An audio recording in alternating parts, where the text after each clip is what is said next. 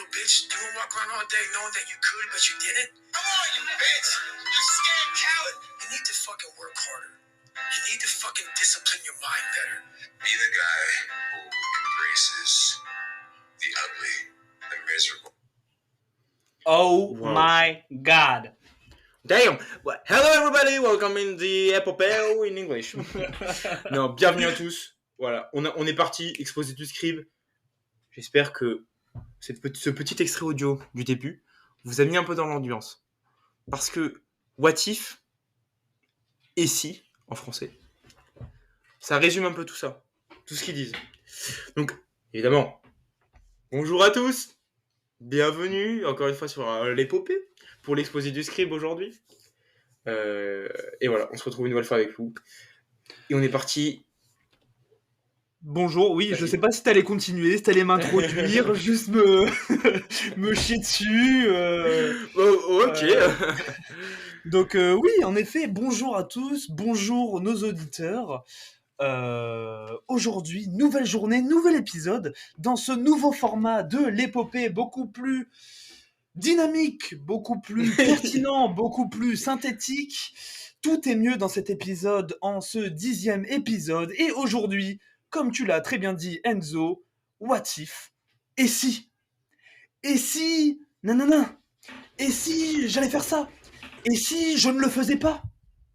Voilà pour introduire cette citation de David Goggins. David Goggins, que je pense on connaît tous, considéré par certains comme l'homme le plus dur de la planète, pas physiquement parlant, quoique, mais par sa mentalité, sa résilience, sa capacité à surmonter des obstacles, putain mince, j'étais si bien parti, ses exploits, Dommage. ses exploits. David, son succès n'est pas un hasard. Et il y a énormément de choses à prendre dans ce qu'il dit. Je ne me souviens plus si c'est la première citation qu'on a de lui. Non, parce qu'on avait les 40%, épisode je ne sais plus combien. Mais ça ne sera sûrement pas le dernier épisode où on parlera de David Goggins. Et comme je l'ai dit, cette semaine, on parle d'une citation assez simple, 2 mots, what if. Je n'ai plus vraiment le contexte dans lequel il l'a dit. C'est quelque chose que j'ai gardé depuis quelque temps quand même. Ça fait depuis l'année dernière. L'année dernière, je l'ai utilisé pas mal. J'ai eu un moment un peu d'oubli. Et ces derniers temps, je le reprends un peu. Je vais contextualiser comment je l'ai apprise, comment je l'ai implémenté et ce que j'en ai retiré. Donc c'était à l'époque sur les réseaux sociaux, comme tu l'as montré un peu dans l'édit de David Goggins avec ce bon vieux Mike Tyson et ce bon vieux John Jones. C'est un peu ces contenus de motivation qui nous donnent envie de tout péter. Mais attention, car souvent nous nous complaisons dans ce shot de dopamine, car on voit des gens réussir, mais nous, on reste bien profond sous notre couette à regarder ces contenus, donc à consommer avec modération. Mais c'était à l'époque justement où j'ai eu cet edit où David Goggins donnait l'importance du what if. Et il le définissait de cette manière. C'est-à-dire, il y a un moment, tu as des choses à faire, tu les fais pas. Tu te dis dans ta tête, et si je le fais, qu'est-ce qui se passe? Quand tu as envie de faire quelque chose d'incroyable. Par exemple, moi, le moment où je l'ai implémenté, le moment où je me le suis dit, et où ça a été le plus notoire à mon sens, c'est un soir, je suis parti courir en pleine nuit. Et c'était dur parce que je me remettais un peu, pas au sport, mais au cardio. J'ai pas souvent couru dans ma vie. Là, je le fais plus en ce moment pour des raisons qu'on expliquera peut-être plus tard. Mais à l'époque, c'était pas le cas. En plus, il y a un moment, donc déjà j'étais mort au niveau cardio. Il y a un moment où je sais pas, je pète un plomb dans ma tête. Je me dis ah là là, c'est bien quand je faisais du hand, les doubles appuis. Je fais un double appui, donc un peu un truc gauche-droite. je me prends un poteau dans la hanche. Baka. Loser. Ça fait trop mal. Donc j'avais le bassin. Ah putain! Mais quel con! Pourquoi je suis là? Je suis en pleine rue. Il y a des gens qui passent. Ce connard fait un double appui. En plus de mémoire. Ah oui, c'est vrai. De mémoire, il y avait 2 personnes qui passaient. Je les dépasse. Je fais ce double appui derrière elles parce que je suis pas non plus un trisomique qui le fait devant un peu. Je les dépasse de 3 mètres. Je fais mon double appui. Et là, comme ça sur ma table. Ma hanche qui s'explose sur le poteau. C'était d'un ridicule. Je crois, parce que tu sais, quand tu fais un truc un peu con, tu te retournes voir si on t'a cramé. On m'a cramé, c'est bon. On a entendu le qu'est-ce qu'il fait ce connard, il tape dans quoi? Ma hanche s'est explosée. Et c'est à ce moment-là où j'avais le cardio ruiné, je n'avais qu'une envie, c'était de m'arrêter, de marcher, de reprendre un peu mes capacités cardiaques. En plus, j'ai la hanche, vous savez, enfin, on s'est tous cognés, voilà, sur le côté. Ça fait mal, ça flingue. Et j'ai eu ce moment de lucidité où j'ai pensé à tonton David. Et je me suis dit, et si? Là, honnêtement, j'étais dans un état mental, je n'avais qu'une envie, je le dis, c'était d'arrêter. Et en plus, je viens de faire cette action pourrie qui me nique la hanche. J'arrête. Eh bien non, les amis, parce que je me dis, et si je continue? Qu'est-ce qui se passe? Là, je suis tellement bas que si je continue, je vais rentrer chez moi et je vais me dire, mais je suis un malade. Je suis le digne héritier de David. On va se calmer immédiatement. Mais le point, il est là, c'est que j'ai continué à courir. J'ai continué à courir et il s'est passé exactement ce que j'avais imaginé. J'ai passé le pas de ma porte, j'ai fini ma foulée, et je me suis souvenu de ce moment où je me suis pris le poteau, où j'étais au plus bas, où j'avais qu'une envie, c'était d'arrêter, et je ne l'ai pas fait, j'ai continué à courir. Et là, l'estime que j'avais pour ma personne a explosé. Et c'est vraiment une sensation folle. Je me le suis redit aujourd'hui en allant courir, où pareil, j'étais mal, j'avais qu'une envie, c'était d'arrêter de courir. J'ai continué, j'ai tapé d'ailleurs mon meilleur sprint parce que je faisais du fractionné. C'était le meilleur sprint de mes 30 séries. Ouais. Et voilà, je trouve que cette phrase est très puissante parce qu'on a ce côté pour faire des choses positives qui nous pousse à faire ces choses positives parce qu'on se dit et si je réussis, qu'est-ce qui se passe? On s'imagine et la plupart du temps, il se passe ce qu'on avait imaginé. Et on peut l'utiliser aussi du mauvais côté. Et si je le fais pas, bah je sais que je vais me sentir comme une merde, mon estime de moi-même va descendre, je serai en plus dans la merde parce que je serai en retard sur mes impératifs, et c'est tout le temps ce qui se passe. Il m'arrive des fois de me dire et si et de pas le faire, il se passe comme les choses positives, exactement ce que j'avais déterminé. Je me sens comme une merde, je me mets dans la merde parce que je suis en retard, voilà, une situation de merde. Donc, j'avais de l'énergie pour cette rubrique. Enzo, je vais te laisser rebondir, mais je trouvais cette citation assez... malgré sa simplicité, je trouve qu'il y a quand même énormément de choses à dire. Donc, je te laisse la parole. Avant de vraiment enchaîner sur la citation, parce que je vais avoir des choses à dire aussi, pour revenir sur ce que tu disais, ce que tu as ressenti en arrivant sur le pas de la porte après avoir couru malgré tout, ça, c'est ce qu'on appelle de la motivation. Et oui, je débunk aujourd'hui. Je vois ton air interrogé. C'est ça la motivation. C'est ça, la vraie motivation, c'est ça. C'est la motivation, elle vient de quoi? Elle vient de l'action. Parce que ce jour-là, le moment où tu as passé le pas de la porte, le sentiment que tu as reçu, mais ça a dû te remplir et ça t'a préparé à faire plein d'autres choses après. Et après, en pensant à ça, en pensant à ce moment, au sentiment que tu as eu, ce sentiment que tu as eu, tu avais envie de le réavoir. Et là, tu t'es dit, bah, je vais faire ça pour le réavoir. Je vais retourner courir dans la douleur. Alors c'est dommage parce qu'il était, comme j'ai dit, il était de nuit, c'était 22h, donc c'était vraiment la dernière chose de ma journée. Et la motivation est peut-être malvenue, entre guillemets, parce qu'elle arrive à un moment où je sais que je vais rien faire de plus, il faut que j'aille dormir.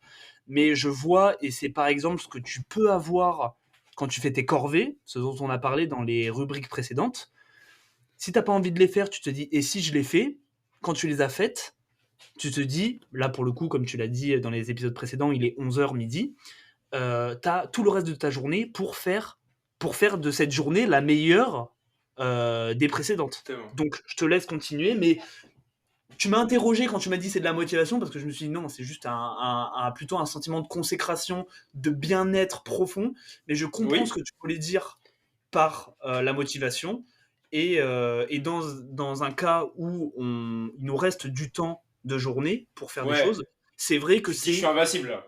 c'est vrai que là, on part sur des bases, comme tu l'as dit, tu avais cette métaphore tout à l'heure de la pyramide, on part sur des bases tellement solides que le pic de la pyramide va être magnifique. Mais totalement. Totalement. Et je parlais de ça parce que j'avais aussi envie de débunker le truc le what if que tu t'es dit à ce moment-là où tu t'es fait mal à la hanche, t'as motivé. Non, il ne faut pas croire qu'au moment où t'as eu le what if dans ta tête, t'es reparti, c'était facile. C'est en mode, t'étais porté par une force supérieure dans ta tête, qui était une motivation folle. Non, non. Je pense que tu confirmeras juste après, mais au moment où t'as eu mal à la hanche, t'as eu le what if, t'as pris du recul, et tu t'es fait mal pour continuer, mais t'as pas été porté, ça n'a pas été facile. Ça a été très dur, et c'est après que t'as été récompensé. Parce que t'as fait cette action malgré tout. Oui, ça a été très dur, mais qu'est-ce qui m'a poussé à continuer si c'est juste dur? Si c'est Mais juste c'était. dur, parce qu'on peut pas réellement parler de discipline, car la discipline, c'est, pour moi, il y a plus un aspect de récurrence et de durée. Là, sur un instant T, parce que c'est vraiment à cet instant T où je me suis dit, là, je continue. C'est-à-dire que tout avant, j'étais en mode, ah putain, je vais arrêter, je suis fatigué, là, il faudrait que je marche, truc. Je me suis dit, et si? Et à ce moment-là, j'ai pris la décision ferme de continuer quoi qu'il m'en coûte. Et Oui, j'assimile ça à de la motivation, parce que c'est vraiment sur un instant T. Elle s'est pas forcément reproduite après. oui, mais ce que je veux dire, c'est que c'est en fait ce what if, c'est une motivation sans être vraiment de la motivation. C'est-à-dire que c'est vraiment le bon côté de ça. C'est que tu t'es dit, si je le fais, quand je vais rentrer chez moi, je vais avoir une sensation de fou. Aujourd'hui, la motivation pour les gens, et c'est ce que j'avais avant quand j'étais plus jeune. C'est un moment, tu regardes une vidéo sur TikTok, le mec te dit que t'es une merde, t'as rien fait de ta journée, il est 22h30, tu fais allez, je range ma chambre. Et donc, tu ranges ta chambre. C'est bien, mais la vraie motivation qui est profonde et qui va te pousser tous les jours, c'est pas ça. Elle vient de l'action, elle vient du fait que la motivation, elle est récompensée après l'action. Et aujourd'hui, là où c'est biaisé, c'est que certains reçoivent la dopamine avant de faire l'action, donc tu perds toute source de motivation. Si tu te dis, allez, je vais faire ça, là, j'ai envie, parce il faut que je le fasse et tout, tu regardes 5 minutes de TikTok, t'as plus envie de le faire. Pourquoi? Pas parce que les TikTok ils sont incroyables, parce que t'as eu ta source de dopamine, t'as eu la récompense de l'action que t'es censé faire. Là, cette sensation, moi j'ai déjà connu hein, la sensation dont je parle quand tu rentres, t'as fait un truc, t'es en mode, waouh, là je me suis surpassé. Et même si sur le moment ta journée elle est finie, ce moment il est gravé en toi, et tu te dis, putain, mais en fait, quand je fais des trucs de fou, après je me sens vraiment bien de fou. Et donc, c'est ça la vraie motivation qui vient de l'action. En fait, en faisant des choses, vous allez vous rendre fier et vous allez avoir la vraie motivation profonde. C'est les strates au fur et à mesure que tu avances. C'est comme, on en a déjà parlé, mais avant, je pensais savoir ce que c'était la fatigue quand j'étais petit. Parce que je dormais 5 heures par nuit, je me disais, je suis fatigué. Ça, c'est pas de la fatigue, ça. C'est un état qui est au-delà de la fatigue. C'est t'es dans un état second, t'es à moitié conscient, t'es incapable d'apprendre quoi. C'est pas de la fatigue, c'est de la fatigue extrême. Voilà. La vraie fatigue, c'est tu dors 7 heures et t'es un peu fatigué et tu le sens. Mais une fois que t'as une bonne hygiène de sommeil, tu te rends compte qu'il y a une différence entre être fatigué et être dans un état catastrophique parce que tu dors pas. Et là, c'est pareil pour la motivation. T'as la première motivation qui est de te branler sur des vidéos TikTok ou en mode qui te disent voilà, comme l'audio qu'on vous a passé au début. Moi, j'écoute ça, je suis en mode putain, ça motive un petit peu, mais c'est très léger. Je vais écouter un truc, et c'est pas ça qui va faire que si je passe une journée de merde où je fais rien, me dire allez, j'y vais. Et ça va peut-être durer 15-20 minutes. C'est vraiment les vraies sensations que tu ressens quand tu... C'est du long terme. La vraie motivation, c'est du long terme. C'est tu t'entraînes pendant un mois pour une échéance. L'échéance arrive, l'échéance est une réussite. Tu sors de ça, tu as une sensation. C'est incroyable. C'est incroyable. Là, tu es motivé à faire quelque chose. Et parfois, elle viendra aussi d'une déception. Moi, je me souviens, et c'était un match de phase finale au rugby, et j'ai pas beaucoup joué, mais en tout cas, sur la dernière action, il y a un moment où le mec m'attrape, me rattrape, et me plaque. Et ça a été une grosse source de motivation. Ça a été une vraie source de motivation où je me suis dit, non, c'est pas possible qu'un mec me rattrape. Là, à ce moment-là, il doit pas me rattraper. Donc ça m'a motivé et ça a fait que je me suis entraîné l'été à gagner en vitesse. Mais c'est venu par une action, c'est pas venu par un truc extérieur. C'est venu intérieurement à moi. Parce que j'aurais pu faire ça et me dire, non, c'est bon, je m'en branle. Je me suis dit, non, c'est pas normal, je dois mettre de l'action. Ça, c'était juste pour ça. Et le what if. Oh, le what if. C'est si bête, mais c'est hyper profond. Le et si, c'est en fait, et si vous faisiez tout ce que vous rêviez de faire, mais que vous n'osez pas faire. C'est et si ce truc t'a dit, putain, moi je rêve de faire ça. Putain, j'aimerais bien faire ça, il faudrait faire ça, mais vous dites, ah, mais non. Non, mais et si, pourquoi? What if? Qu'est-ce qui se passe si tu le fais? Tu prends du recul et si tu essayais? Et si tu essayais, quelles en seraient les conséquences? Si tu essayes et que tu réussis, waouh, là t'as fait ce que tu voulais, c'est génial. Et si t'échoues, c'est pas grave. C'est pas grave parce que en fait, on s'invente plein d'obstacles. Ce what if, il vient vous dire fuck. J'utilise un anglicisme vu qu'on est un peu à moitié anglicisme, mais fuck tous les obstacles. Fuck, par exemple, je donne un exemple, on a tous peur du jugement des autres. En fait, t'as tous, à un moment donné, plus jeune, après, tu vas réussir à construire, à lutter contre ça, mais toute ta vie, t'as ça, de ce jugement des autres. Comme toi, tu dis, tu te pètes la hanche, tu regardes les gens reculer, mais demain, tu veux faire du shadow, tu peux pas la faire chez toi, tu vas dehors. C'est ce que je fais. T'as ce what if. Oui, bah voilà, t'as ce what if. Parce qu'on était passé au-dessus, c'est ça. T'as ce what if de et si je me donnais à fond pour la boxe, à fond vraiment pour la boxe, pour essayer d'aller taper le plus haut niveau possible. Et t'en as qui vont être ah ouais, mais non, parce que le shadow, en vrai, je peux pas en faire chez moi, et dehors, il y a des gens, mais il y a aussi ça, j'ai les études à côté. Et si, what if, tu t'essayes quand même. Et toi, ouais, what if, allez, j'essaye, t'essayes, tu vas faire du shadow dehors, les gens te regardent, je m'en bats les couilles. Du coup, je suis en train de faire mon truc. Et ça permet de passer au-delà de ces obstacles qu'on se met soi-même, de se dire, putain, mais et si? Et en fait, si, vas-y. Le what if, c'est, comme tu l'as implicitement dit, il est super important, simple, mais très profond, car en fait, c'est la première étape à la planification. La planification qui est une étape importante pour tout projet, qu'il soit professionnel, personnel, journalier, hebdomadaire, annuel. C'est la première étape de se dire, bon, je veux réaliser cette chose. Et si je fais ça, est-ce que je vais m'en rapprocher? Non? Ok. Et si je fais ça? Oui? D'accord. Donc on va utiliser cette voie. C'est réellement et implicitement la première question qu'on se pose tous avant de faire quelque chose. Sauf que, comme je l'ai dit, c'est implicite. Et malheureusement, l'humain, surtout aujourd'hui, a une attention de merde et a une capacité complètement exécrable à se remettre en question et à se poser les bonnes questions. Bah, désolé pour sur les conséquences de ses actes. Non, mais c'est ça. Voilà, désolé. Voilà. Ce que tu dis, les conséquences de mes actes. Et le fait de l'expliciter, c'est ce que j'ai fait au moment où j'ai couru. Le fait d'expliciter et de se dire, ouais. Et si, je me le suis dit dans ma tête, c'était pas implicite. Oui.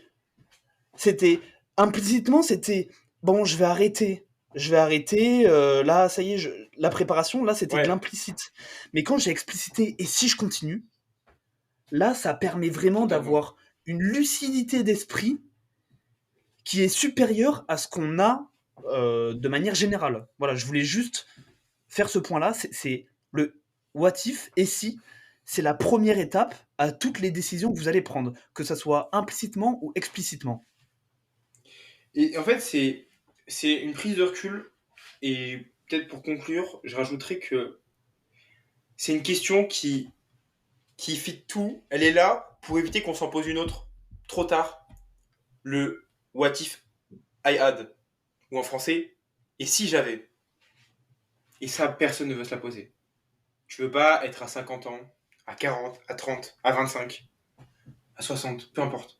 Te dire, putain, mais. Et si j'avais fait ça à ce moment-là, peut-être que j'en serais pas là aujourd'hui. Putain, mais. Tu sais, là, j'en ai des frissons, honnêtement. J'en ai des Oui, frissons. non, mais oui, Parce que quand. Enfin, se dire que t'arrives là et être rempli de regrets, c'est tout ce qu'on veut pas. On veut pas être rempli de regrets, de mais c'est la remords, chose, de se dire, c'est, si j'avais fait ça. c'est la chose la plus effrayante parce que tout le monde le dit, on l'oublie souvent. Mais le temps, c'est la ressource la plus précieuse qu'on a, et c'est surtout une fois qu'elle est passée qu'on se rend compte de la chance qu'on avait. C'est bateau ce que je suis en train de dire, mais d'un point de vue complètement, je vais pas dire égoïste, mais d'un point de vue complètement naïf, le temps que j'ai passé dans mon enfance à, par exemple, jouer aux jeux vidéo sur Minecraft avec toi, c'est des moments que je n'ai pas assez savourés, parce que j'étais naïf et j'avais le droit de faire ça. C'est un âge où, enfin Oui, même, j'ai pas besoin de me justifier, on évidemment. s'en branle. Mais posez-vous la question, sincèrement. Et si vous aviez fait ça, c'est quelque chose qui est terrifiant, comme tu l'as dit, ça te donne les frissons. Et à 50 ans, quand tu étais à un âge, donc de tes 20 ans à tes 50, un âge où tu avais la conscience de tes actes, où tu savais que tu avais les armes en main pour améliorer ton futur, et tu te dis putain, bah, je l'ai pas fait, et si j'avais fait ça, et si j'avais fait ça, peut-être que je serais pas là où j'en suis aujourd'hui. C'est terrifiant. C'est terrifiant parce que on ne peut pas rattraper ça. Il y a beaucoup de choses qu'on peut rattraper dans la vie.